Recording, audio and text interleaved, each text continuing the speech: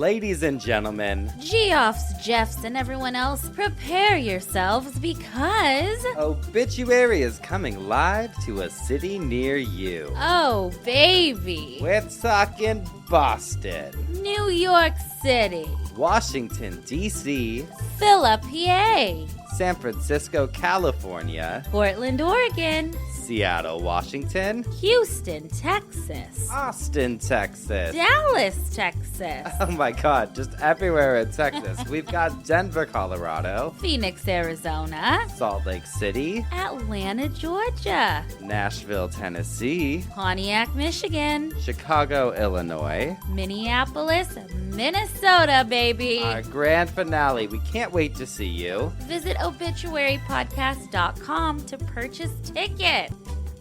On this show, we cover some sensitive topics. Though the obituaries may be outlandish, the people are real. Names have been changed or omitted in order to respect both the deceased and the survived by. While death is no laughing matter, some petty last words can provide some pretty entertaining comic relief. Welcome to Obituary.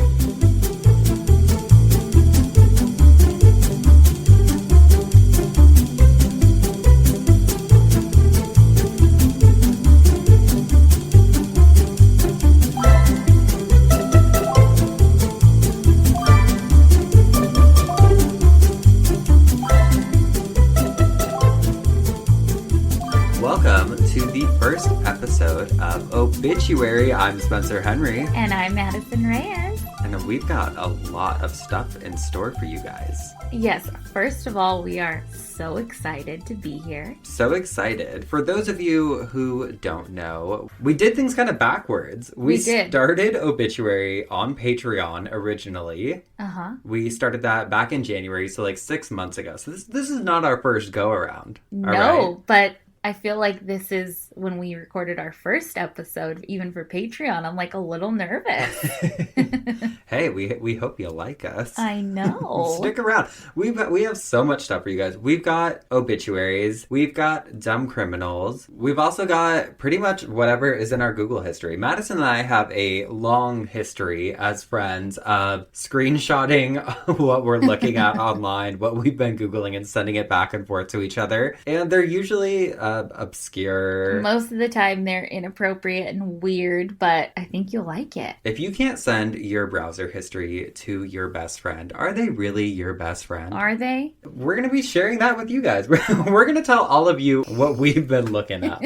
Yep. So what was in your browser this week? Okay, so I was like, what do I want to talk about? It's the first episode. It's very exciting. Mm-hmm. And this is something I've actually been wanting to talk about somewhere at some point. I was taking myself back in time this week. Do you remember being a kid at the grocery store? There was like all these, like the Global Magazine or National Enquirer. Yeah. I love National Enquirer. They were like full of all those articles like Hillary Clinton seen with an alien in a spacecraft. Yeah. But then there was other ones like woman leaves $1 billion fortune to her cat. Oh my god. Okay, yeah. It got me thinking. I was like, I bet there's a lot of bizarre instances like that. I mean, money makes people weird. People get so fucking weird about money. People get crazy. Yeah. I ended up scouring the internet, ended up in some weird places, but I would like to share a few of my favorite last wills and testaments with you. Ooh, okay. And all of you lovely people. Hey, you in your car. Hey, you at the gym. Hey, you cleaning your house. That's what I do. Every dog has its day, Madison, especially when their owner is a billionaire. Oh. In 2007, hotel heiress Leona Helmsley, who had a net worth of around $8 billion, passed away at the age of 87. She gives me very like Anna Wintour vibes she was just very put together. Okay. You know, like always hair done, everything. She had quite a life. She was an heiress. She was a convicted criminal who served 19 months in prison for tax evasion in the 80s, and her bad attitude earned her the nickname Queen of Mean. Once having been quoted as telling her housekeeper, "We don't pay taxes, only little people pay taxes." Oh my god, okay. Just not the warmest of characters. But she did love one thing more than money, and that was her little white Maltese dog named Trouble. Aw, Trouble. Trouble. When Leona passed away, she left the pup a staggering $12 million. What? Uh-huh. I'm gonna change my name to Trouble. Hey, Trouble, here we come. A judge later reduced the amount to $2 million, which I didn't know was like a thing you could do. I didn't know you could like change someone's estate after they passed away. But maybe because it's a four-legged friend. Well, the dog was probably like, the fuck? That's my money. Yeah. Hey, get your paws off of it. Regardless, the money was used to give Trouble the best life imaginable. This dog was fucking living Madison. She was flown via private jet to Florida and lived in a hotel with a full-time caretaker until she passed away in 2011. I believe after Trouble passed away, the money went back into a family trust that was later divvied up into different charities. Well, at least there was some charity money. Yeah. I mean, okay, think about it, because it sounds so crazy, like she left her dog $12 million. But if you have $8 billion, what is $12 million? I know. That's like $200. I already pay so many bills for This fucking my dogs. dog. This next one, I would be screwed. Sometimes wills will come with a catch, right? There'll be something written in there, like you'll get the money if you do XYZ, or if you avoid doing this or that, whatever. Right, there's stipulations. Sure. Well, Henry Budd of London died in 1862 with an estate valued at around £250,000, which 1862 is like 250,000 pounds. That's some serious cash. Yeah. Well, in his will, he divided up the fortune between his two sons, William and Edward, with one small stipulation. Okay. That if either of them chose to grow a mustache, they would forfeit their inheritance and it would automatically go to the other brother. Someone didn't like facial hair. Yeah, I'm like, I wonder, I don't really know the history too much of facial hair. I feel like people had mustaches back then, 1800s for sure. Yeah. But I'm like, was that like a rebellious thing people did? Maybe like a tattoo or something. Yeah. Or a piercing. Okay. He said, no way. No. This next guy was quite the catch. Edward Hedrick, aka Steady Ed, passed away at the age of 78 in La Selva Beach, California. He was the creator of Frisbee golf, and shortly before passing away, made one final request, a verbal last testament, that his ashes be used in a limited series of Frisbees for friends and family. His son, Dr. Daniel Hedrick, told the San Francisco Gate, thousands of people want their ashes to float around the oceans, and nobody thinks anything is weird about that. If he wanted his remains to be used in plastic discs, then that really is no different. Why not? Well, how about Whatever that? floats is frisbee. Yeah, but I'm like, you gotta be careful with that Frisbee. That's not a Frisbee you just leave outside. No. You don't let your dog chase that frisbee. No. Can't chew on Grandpa. And then I thought we'd end with a little sweet story. When Hollywood entertainer Jack Benny died at the age of 80 in 1974, he wanted to make sure that his wife Mary was still wooed from beyond. In his will, he left instructions that ensured every day for the rest of her life, a single rose would be delivered to her. Oh, every day? Every day for the rest of her life. This lasted for almost an entire decade until she passed away in 1983. And I was just like, That's is incredible. a gentleman. That's amazing. I love that. That's how to do it. I don't need a rose every day, but I'd be like, hey, send me some French fries and a Diet Coke at 9 p.m. every night. We're good. When I was looking up like bizarre wills and testaments, it's truly astonishing what people will do with their money after they pass away. Yeah, I'm sure that's a huge rabbit hole you could go down. Uh-huh. Well, you're not ready for what I was Googling. Oh yeah? Try me, babe. Stroking. Hey, I'm no stranger to Googling. Stroking? Tell me more. Or death stroking. That sounds like something I don't want to happen ever. Did you know that in the 18th and 19th century, people would go to public hangings? They thought that the hand of a freshly executed murderer was thought to have magical healing powers. Well, that's not fucking crazy. I know. That's logical. Tell me more. Well, it was called stroking. So, there's a book called Harnessing the Power of the Criminal Corpse that I read. It's online. It's crazy and it's a really short read, so you guys should go read it. I read through it and it was nuts. A lot of magical numbers. So like you had to stroke the body 3 times or 7 times or 9 times depending on your ailment. So people would line up and they would go up to the corpse, and let's say you had like a tumor or like a blemish on your face or something like that, you would take the hand and stroke your... No. Yeah. No. So I was thinking, I was like, do you know You know how prone to spraining my ankle I am? Wait, can I tell them? Can I share a quick story, not to cut you off? Madison and I started walking a lot when we went into quarantine and lockdown and stuff. And we were walking down by this country club where we live. And Madison's ankle fucking just gave out. And we were on the ground. She like threw her iced coffee. Remember, you poured your iced coffee like all over yourself. And both of us were on the ground because I'm like kneeling next to you, like I don't know what to do. And you are screaming out in pain, like you were yelling like a wounded animal. And then these fucking kids drive by on a golf cart and they point at her and go, ha ha. Yeah.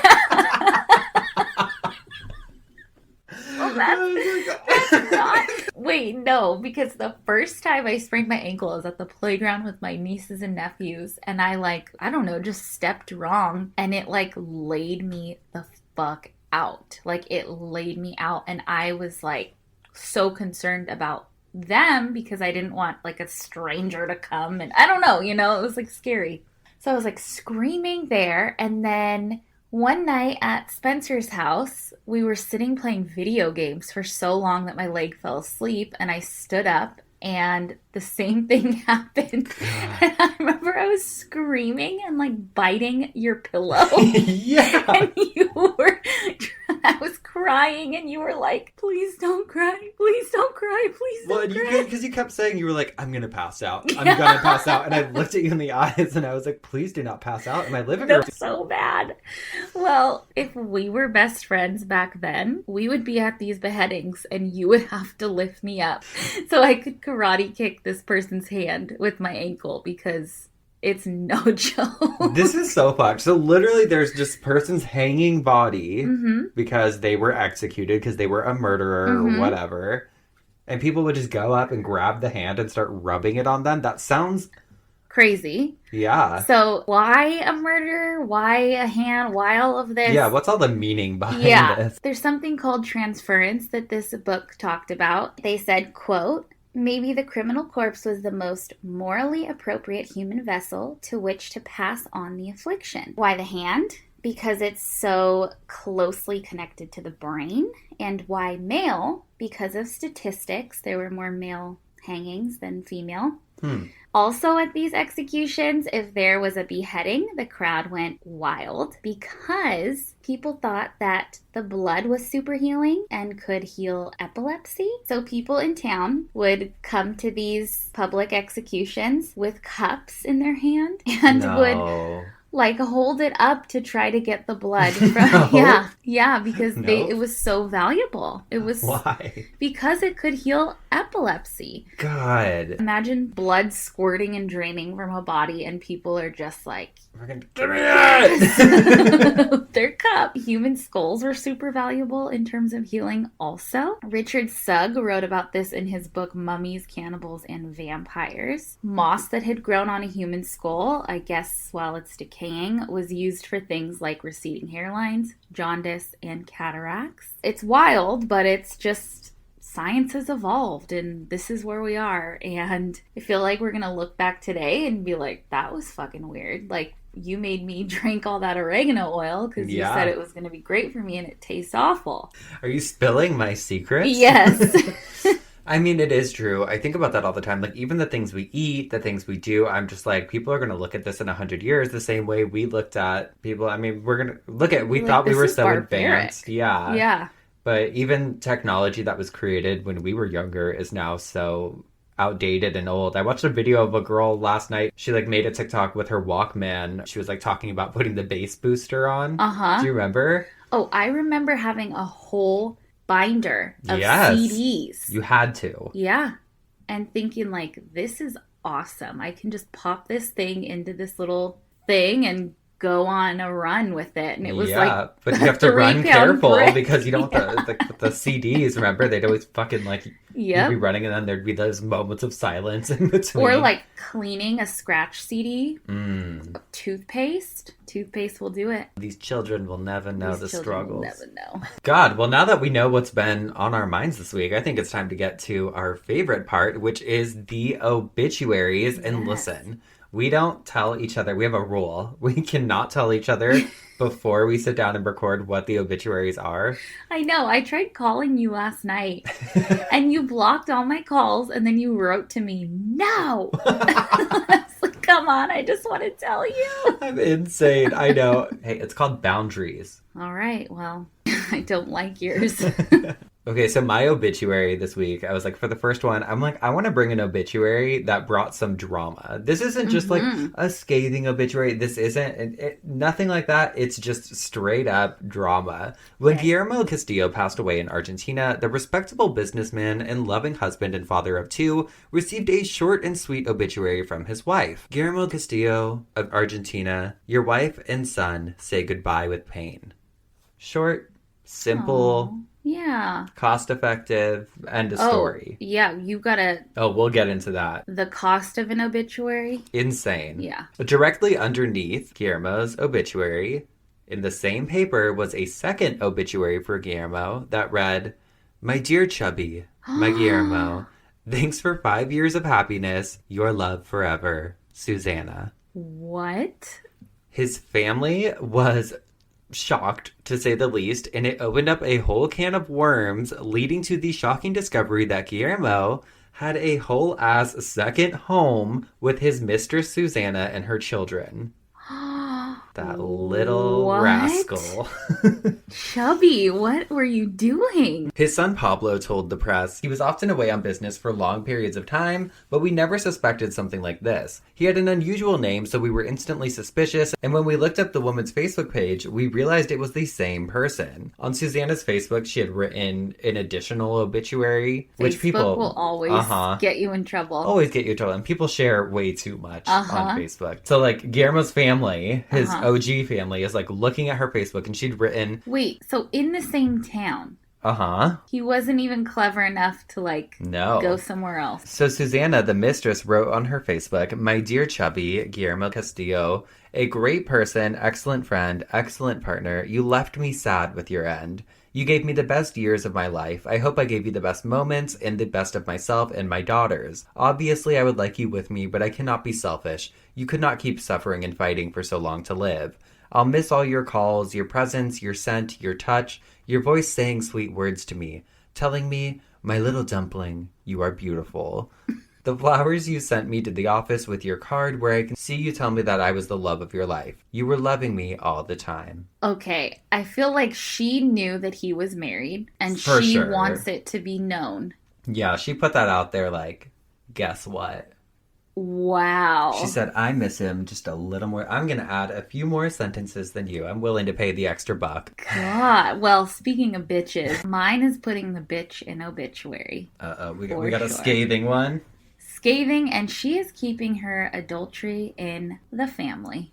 Kathleen was born on March 19th, 1938. She married Dennis at St. Anne's in Wabasso in 1957 and had 2 children. In 1962, she became pregnant by her husband's brother and moved to California. It says that like in the obituary? Yes. Fuck. Yeah, this is a newspaper clipping. It was in the newspaper. Shady. She abandoned her children, who were then raised by her parents. She passed away on May 31st, 2018 in Springfield and will now face judgment. She will not be missed by her kids, and they understand that this world is a better place without her. They're going in for the kill. Yeah.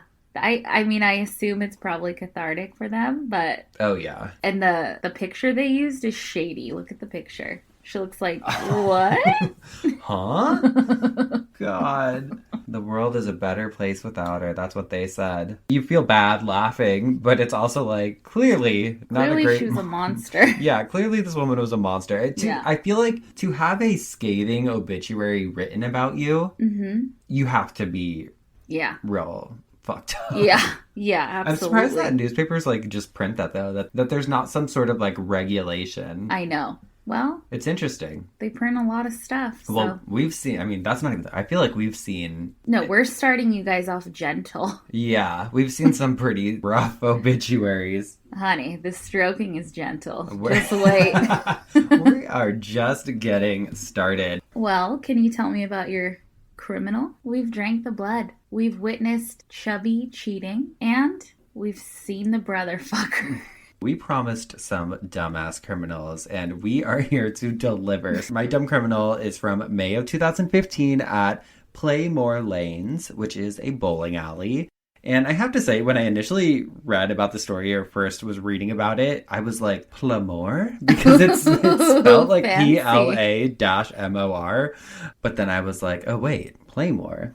Clever. Mm-hmm. It's May 21st of 2015. We'll paint the picture. It's just before 9:30 p.m. and the Decatur Police Department receives a frantic phone call from 30-year-old Jamie Gordon, who's an employee at Playmore, and she's upset. She's in hysterics, and she tells the officers that she's been assaulted and that they robbed all of the money from the bowling alley safe. The officer, James Weddle, shows up. He arrives on the scene, starts asking Jamie for any and all information, like what happened, did you see who did it, you know, the whole bit. And unfortunately, she never got a look at the assailant because she had been knocked out unconscious during the robbery. Oh no. While this officer is taking Jamie's statement, the manager for the bowling alley runs in and is like, what the fuck happened?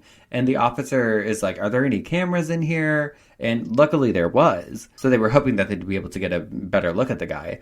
The manager takes him to the back and they pull up the surveillance footage. And what they saw was shocking. The video shows Jamie walking into the backroom office. She has the cash drawer in one hand, a bowling ball in the other. Oh, no. And she proceeded to strike herself in the head with the bowling ball, once in the back of the head, once on the left side. And then it shows her just like going and lying down on the floor where she remained for 13 minutes awaiting another employee to discover her. Oh, God.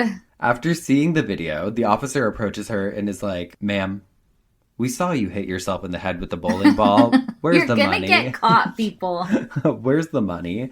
And she lets out a sigh and tells him, some of it's in my car. They go to her car. She pulls out a Hello Kitty bag with $439 in cash inside. But where was the rest of it? Our gal had gambled it away at the bowling alley slot machines. Oh, no. She was promptly arrested and taken to the Macon County Jail and held on a $7,500 bond. But while we're on the topic of bowling, I found this little blurb and I was like, I can't not include this. Like, it's obituary, the vibe. When Judy Sunday passed away in 2013, her family and friends preferred to bowl instead of ball. Ooh. They held a memorial at her favorite bowling alley where they spelled R.I.P. Judy with the bowling pins, and then they knocked them down with her dolly-mounted casket.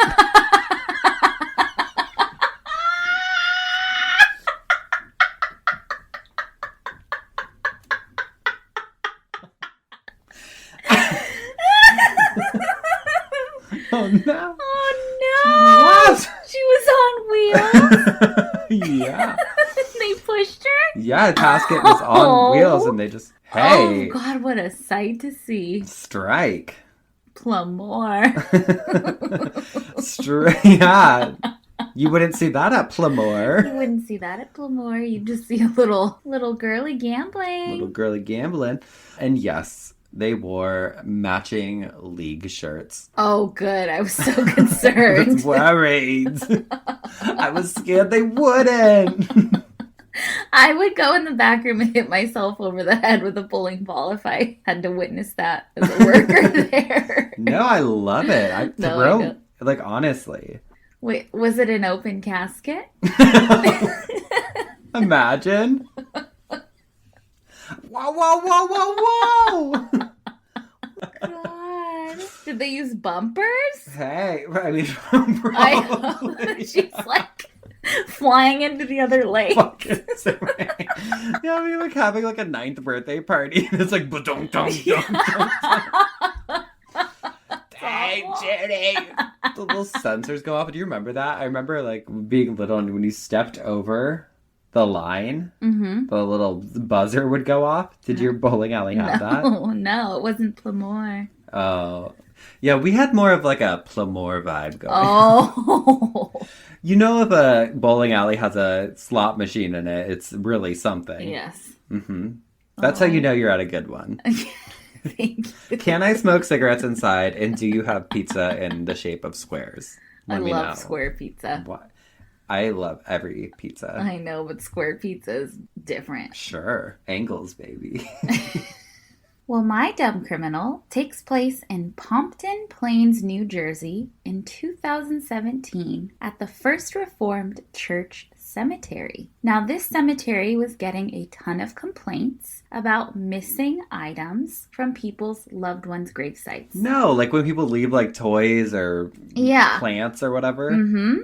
And thank God it was not body snatching, but we will talk about that in a later episode. It was just things above ground. But things like gifts, plants, and floral arrangements would up and disappear like pretty soon after they were put there. It was not a groundsperson stealing anything or gardeners throwing stuff away prematurely. So police set up surveillance as part of their investigation. Now, the police set up 2 really pretty floral arrangements in front of, it's called an ash columbarium, which is where people keep their their Is that like the walls where they put the ashes in? Yeah, it's where people keep their loved ones' ashes. They set that up on April 21st, 2017. Within 48 hours, they had footage of a thief. In the footage, you can clearly see an older woman entering the cemetery, driving up, putting the plants in her car, and driving away. That is so awful. Now, the footage is super clear. I'll show you it. It's really, really clear. And it looks like it's at nighttime.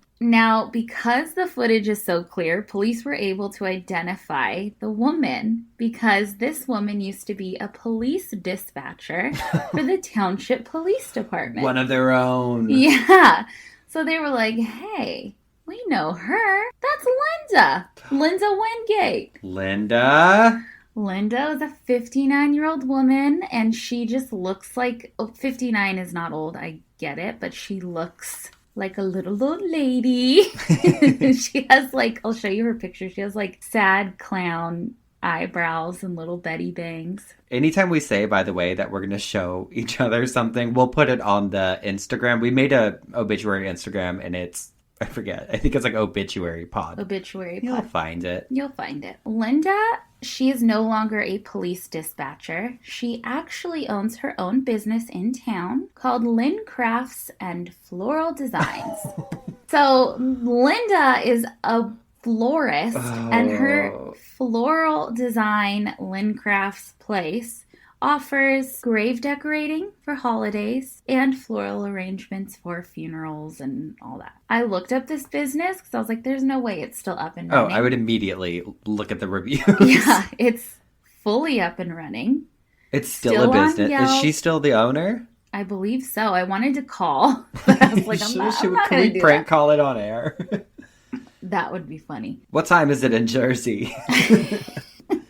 People have written reviews on Yelp, and they're the best. Oh, God. There's one that says, if you don't mind your flowers being stolen from gravesites, this may be the place for you. Or my personal favorite, the flowers on my dad's grave are starting to fade. Would you like me to send them to you for resale in your shop? Oh, God. Well, it's never been proven that she actually, in fact, would resell these stolen goods. They know it was her that stole them. I'm sure she was. She absolutely did. Yeah. Well, what else was she? She absolutely was doing something illegal with them. She says that she was just moving old dead flowers from friends' graves. But we obviously saw different in that footage. She said, hey, these are nice. You have to be you have no moral ground if you are going to a cemetery and touching anything. Well, when she was interviewed, she also was like, yeah, bizarre things happen at cemeteries. When I go and visit my mom at the cemetery, like, stuff off her grave disappears all the time. I'm like, because it's probably you. You probably set it there and then took it back. Spin me a new story, Linda. I'm not buying it. God. So authorities charged her with disorderly person's offense of theft of movable property. And she probably got a fine and some community service and like a slap on the wrist. But I do want to leave you with some words of wisdom. From Linda herself? From the Green Thumb Bandit herself. You're innocent until proven guilty. Oh, she said innocent until proven guilty. Why are her eyebrows so worried looking? I don't know. Linda is stressed. What if she was like wearing decorations from the like she made little earrings out of She's wearing decorations. like the sash on the floral arrangement that says like rest in peace or something. Damn it, Linda. Linda, I don't know how you still have a business, but good for you. I mean, maybe you get a deal. Yeah. You know what's crazy? What? Is that this was not the only article that I found about this subject. Like people stealing things from people's gravestones? Yes, I watched like a YouTube video on these other women that noticed a woman selling floral arrangements like by the cemetery, and they were like, "Hey, that's our floral arrangement that we just left our I would loved one." Buck somebody up. Absolutely. And like this, the woman being interviewed was like, "I know it was mine because I made it. Like I specifically made it for my loved one, Damn. put it on their grave, and now this woman took it and is selling it. Like, there's a special place in hell for you." Awful. I feel like, is this it? This is the end of our first episode. We're so excited to hang out with you guys more. I mean, we have a lot in store for you guys. Yes. And I just can't wait to get to know you guys and for you to get to know us. We'll be back next Thursday with more obituaries Dumbass criminals. and whatever else we've been Googling that week. We'll see you next time. Goodbye. Bye.